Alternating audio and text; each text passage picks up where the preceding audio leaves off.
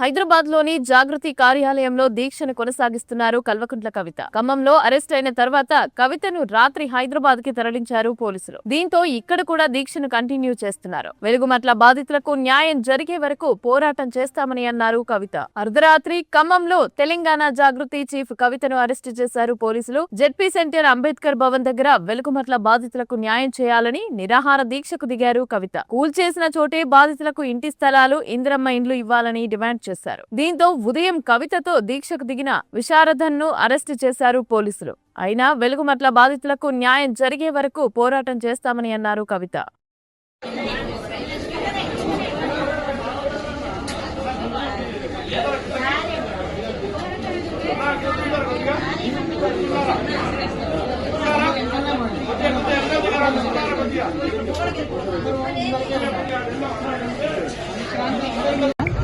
ఇవాళ ఖమ్మం పట్టణంలో మరి పొద్దున్న నుండి కొనసాగినటువంటి సంయుక్త ఆందోళన ఏదైతే ఉందో తెలంగాణ జాగృతి, ఎస్సీ ఎస్టీ బీసీ జేఏసీ, అట్లానే ధర్మ సమాజ్ పార్టీ విశారదన్ గారు అందరం కలిసి చేసినటువంటి ఆందోళన ఏదైతే ఉందో ఇప్పటి వరకు ఈ అంశం పట్ల ఏ పార్టీలు కానీ ఏ సంస్థలు కానీ ఈ స్థాయిలో ఈ అంశాన్ని చెప్పలేకపోయినాయని మేము బలంగా నమ్మడం జరుగుతోంది.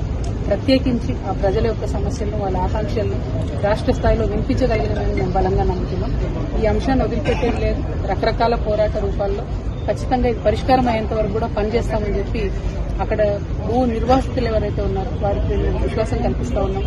ప్రధానంగా చెప్పేది ఒకటే, ఎక్కడైతే వాళ్ళ ఇల్లు పగలగొట్టారో, ఎక్కడైతే వాళ్ళ ఇల్లు కూలగొట్టారో అక్కడే మళ్ళీ వాళ్ళకు పట్టా ఇవ్వాలి, ఇల్లు ఇవ్వాలి.